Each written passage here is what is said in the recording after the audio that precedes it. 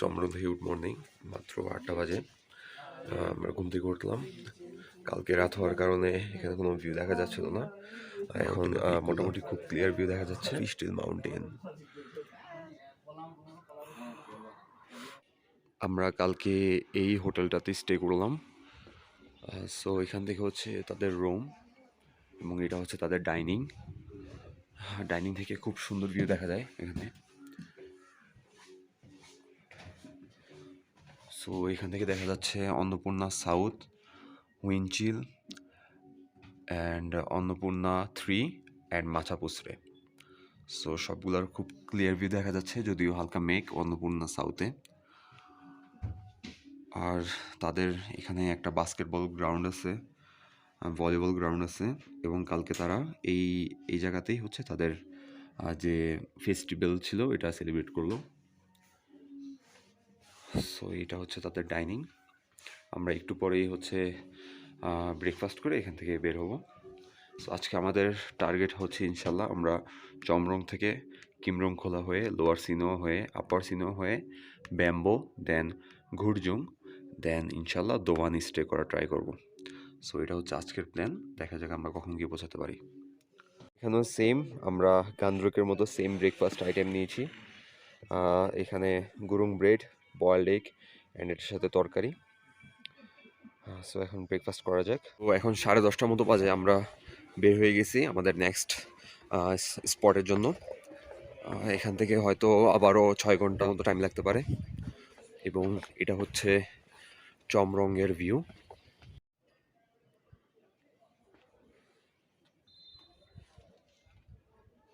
তো আমরা এখন চমরং থেকে কিমরং খোলাতে যাব, দেন ওখান থেকে লোয়ার সিনোয়া, দেন আপার সিনোয়া, দেন গুরজুং, তারপর হয়তো আমরা দোভানে গিয়ে পৌঁছাবো ইনশাল্লাহ।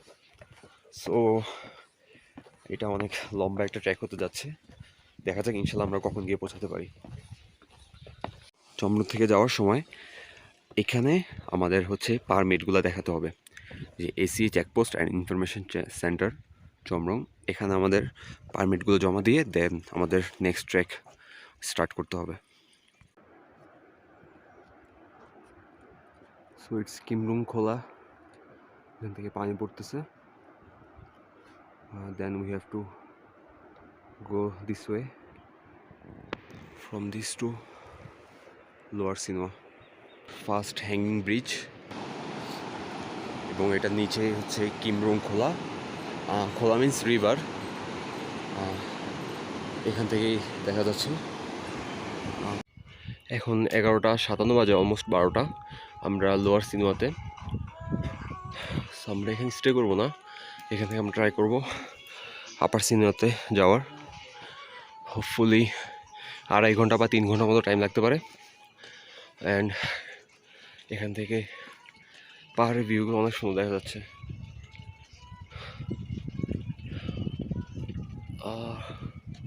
অ্যান্ড ওই দিক থেকে আমরা আসলাম Chhomrong. So yeah, let's go.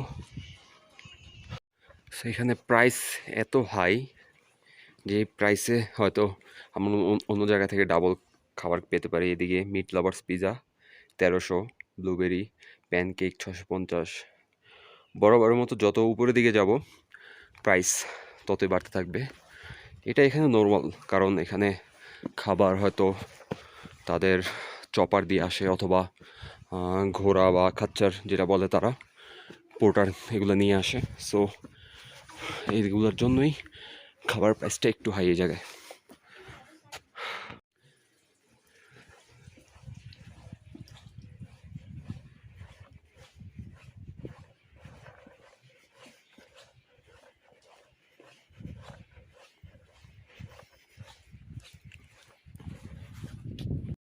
So এখন একদম কারেক্ট 2টা বাজে। আমরা জাস্ট আপার সিনোয়া এসে পৌঁছলাম।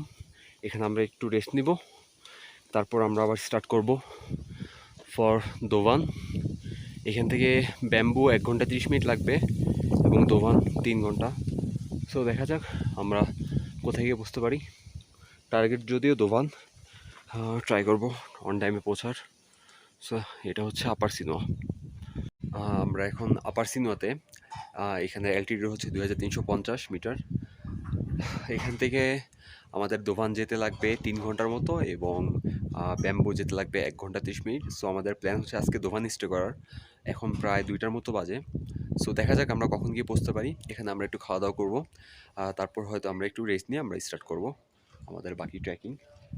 এখান থেকে চারদিকে খুব সুন্দর ভিউ দেখা যাচ্ছে এবং এখানে ক্যান্টিন আছে, ডাইনিং আছে, যে কোনো কিছু খাওয়ার জন্য সব কিছু মোটামুটি পাওয়া যায়। But the price is little bit high. যত উপরে যাওয়া হবে তত একটু প্রাইস বাড়বে, এটাই স্বাভাবিক। সো ইয়া, চাইলে এখানেও যে কেউ থাকতে পারে। এখানে অনেক কটেজ আছে, খাওয়ার ব্যবস্থা আছে এবং ভিউর জন্য এটা হচ্ছে পারফেক্ট প্লেস।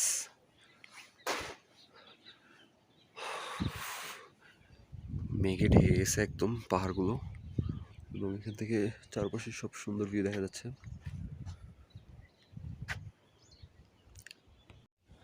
আপার সিনিয়র থেকে ব্যাম্বো যাওয়ার রাস্তাটা অনেকটা এরকম জঙ্গলের মধ্যে দিয়েই। সো জিগজ্যাগ রাস্তা, we have two track little up little down, একটু উপরে একটু নিচে এভাবেই যেতে হবে।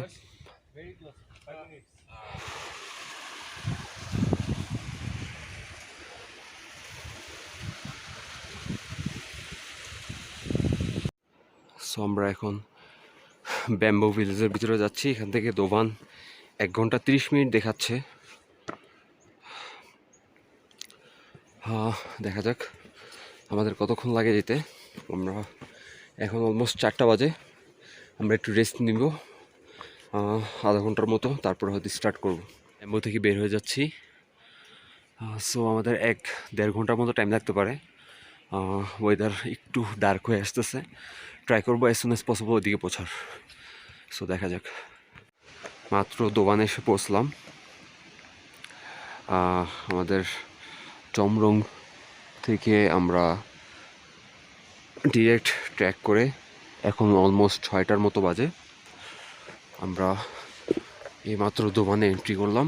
আর উপরে গোল্ডেন ভিউতে দেখা যাচ্ছে ফিস্টেল মাউন্টেন। অনেক সুন্দর ভিউ এখান থেকে, জাস্ট পিকটা দেখা যাচ্ছে। একটু জুম করে দেখাই। আমাদের আজকে অনেক লম্বা ট্রেক করা লাগছে।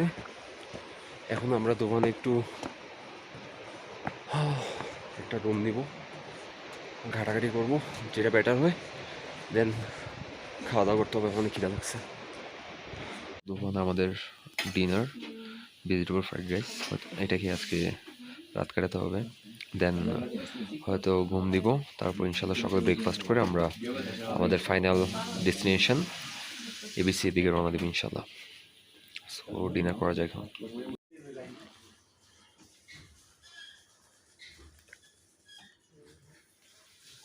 আমরা একটু আগেই দোভান আসলাম। এখানে অনেক ক্রাউড। লাকিলি আমরা একটা রুম পাইলাম। আর এখানে প্রাইস অনেক হাই, নিচে থেকে অনেক হাই। এখানে যদিও সিঙ্গেল বেড 300 টাকা করে পড়ছে, বাট মেন কস্ট যায় হচ্ছে খাবারের দিকে। এবং এখানে সিস্টেমটা এমন হচ্ছে যে আপনি জাস্ট বেড নিয়ে নিলেই হবে না, বেডের সাথে আপনার ডিনার এবং ব্রেকফাস্ট কম্পালসারি, একদম নিতেই হবে, বাধ্যতামূলক। সো এখানে এভাবেই চলে, নাথিং টু ডু। আর এখানে অপশনও খুব কম, আপনারা দেখে শুনে নেবেন।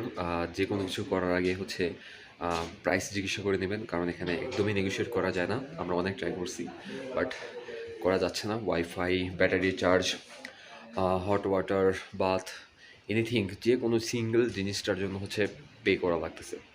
সো যত উপরে যাচ্ছি তত একটু প্রাইস হাই হচ্ছে। এটাই এখানে সিস্টেম, এখানে এভাবেই চলতেছে। সো ইয়া, এখন আমাদের খাওয়া শেষ, খাবার দাবার শেষ। যদি দেখাই, এটা হচ্ছে আমাদের দোভানের হোটেলটা। এটা হচ্ছে দোভান গেস্ট হাউস অ্যান্ড রেস্টুরেন্ট। মোটামুটি ভালো ভিউ এখান থেকে।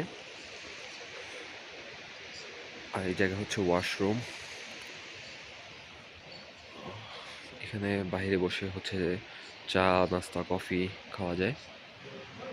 এখানে হয়তো একটু চমরং থেকে কম ঠান্ডা লাগতেছে, যদিও কালকে শুনছিলাম যে এমবিসিতে বৃষ্টি পড়ছে, স্নো পড়ছে।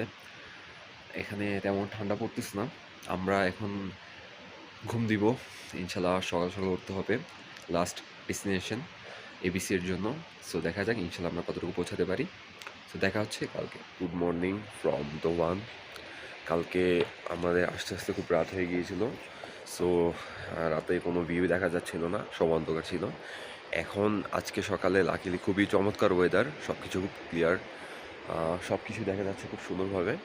আমার পিছনে এখানে ফোনে হয়তো দেখা যাচ্ছে না, পিছনে একদম ক্লিয়ারলি মাথা পুচড়ে পিকটা দেখা যাচ্ছে। চারদিকে খুবই সুন্দর ভিউ, শুধু উইন্ডটা খুব বেশি বাতাস, এবং বাতাস বলতে খুবই ঠান্ডা বাতাস। এবং এখন আমরা জাস্ট ঘুম থেকে উঠলাম, একটু ফ্রেশ হবো, ফ্রেশ হয়ে নাস্তা করবো। আমরা আপাতত লোয়ার দোকানে আছি। আমাদের এখান থেকে আপার দোকানে যেতে প্রায় আরও 1 ঘন্টা মতো টাইম লাগবে। সো আমরা কালকে রাত হওয়ার কারণে আপার দোকানে স্টে করিনি, লোয়ার দোকানে আমরা স্টে করলাম। এখন আমরা ইনশাল্লাহ সব কাজ শেষ করে আমাদের ব্যাগ গুছিয়ে আমরা এবিসি বেস ক্যাম্পের দিকে রওনা দিব। আমাদের ব্রেকফাস্ট চলে আসছে। আমরা ব্রেকফাস্টে নিয়েছিলাম টমেটো চিজ স্যান্ডউইচ। এখানে আমাদের স্যান্ডউইচ দেওয়া হয়েছে with sauce and French fry.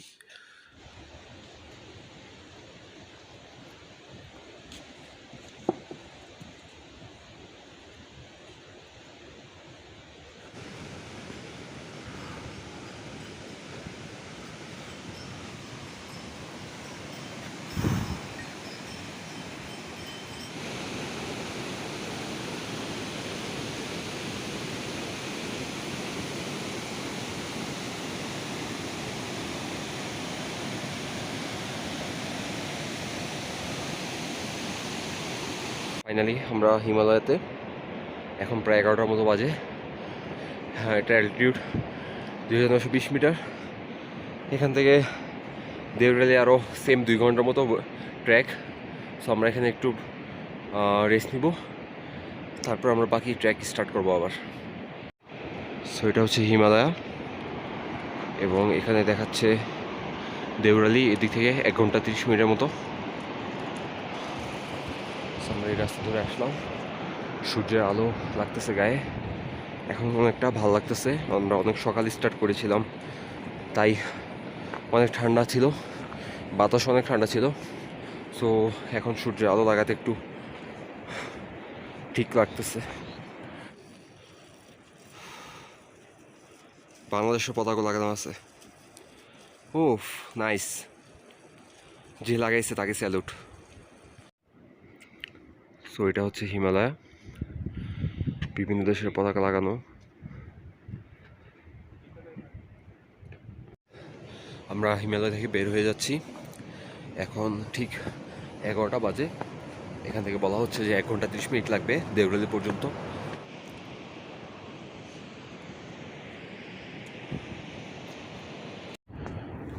ওই যে দেখা যাচ্ছে দেওরালি। আমরা একটু রেস্ট নিচ্ছি এই জায়গায়। এখানে অনেক সুন্দর একটা বসার জায়গা আছে, আর এখান থেকে পাহাড়ের ভিউগুলো অনেক জোস দেখাতেছে। আই থিঙ্ক মাথা পুচড়ে প্রত্যেকটা পাহাড়ের পিক, মেঘগুলো বের হচ্ছে পাহাড়ের কোণা থেকে, সব মিলে অনেক সুন্দর। যেমন সুন্দর তেমন ডিফিকাল্ট।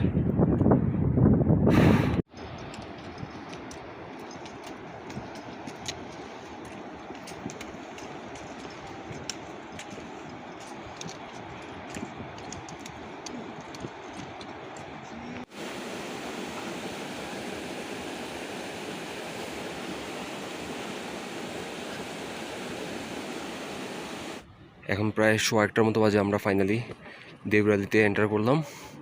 এটার অ্যালটিটিউড হচ্ছে 3200 মিটার। সো আমরা এখানে একটু রেস্ট নিব, খাওয়া দাওয়া করবো, দেন ইনশাল্লাহ আমরা এটা থেকে এবিসি, মাঝখানে এমবিসি পড়বে, এমবিসি থেকে এবিসি দিকে রওনা দেব। আমরা ফাইনালি এমবিসিতে। এটার অ্যালটিটিউড হচ্ছে 3700 মিটার। এখন প্রায় 4:30টার মতো বাজে। আমরা এখন এসে পৌঁছলাম এদিকে। চারপাশে একদম মেঘে ঢেকে গেছে, সব কিছু, কোনো কিছু নেই। আর হাই অ্যালটিটিউডের কারণে ব্রিদিং নিতে অনেক সমস্যা হইতেছে। সো এখন আমরা উপরে যাব। হয়তো আজকে আমরা এমবিসিতে স্টে করব, অ্যাজ এবিসিতে অনেক ঠান্ডা। সো দেখি উপরে যাওয়া যাক, তারপরে ডিসাইড করবো কী করা হয়।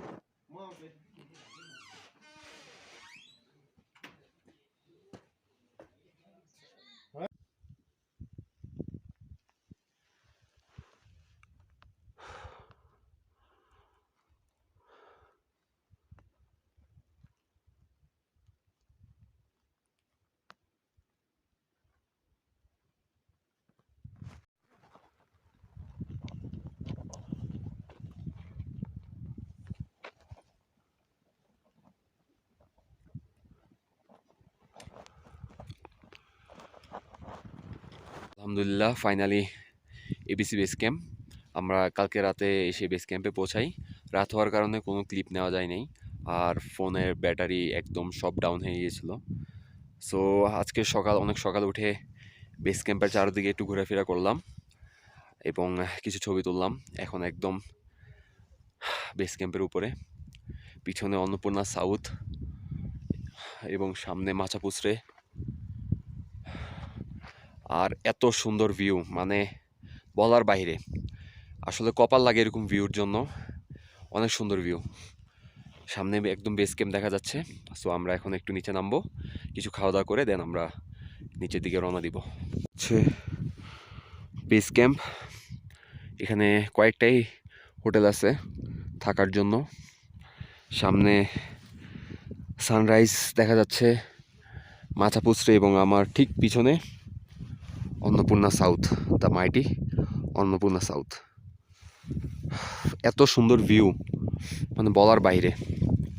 আল্লাহর কাছে লাখ লাখ শুক্রিয়া এমন ভিউ দেখানোর জন্য।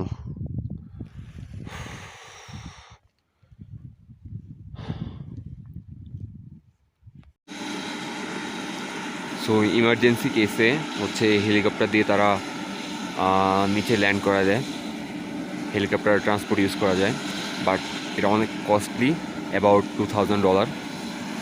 সো মেবি কেউ যাচ্ছে এখন। এখন প্রায় 11টার মতো বাজে। আমাদের অন্নপূর্ণা বেস ক্যাম্পের জার্নি এখানেই শেষ। এখন আমরা এমবিসিতে যাব, কিছু নাস্তা করব, নাস্তা করে দেন আমরা ইনশাল্লাহ নেক্সট যেখানে স্টে করতে পারি দেখা যাক। হয়তো টার্গেট আছে ব্যাম্বুতে, সো ওদিকে রওনা দিব। সো এবারের মতো জার্নি এখানে শেষ হচ্ছে। দেখা হবে ইনশাল্লাহ অন্য কোনো ট্রিপে, অন্য কোনো রাস্তায়। And it's growing,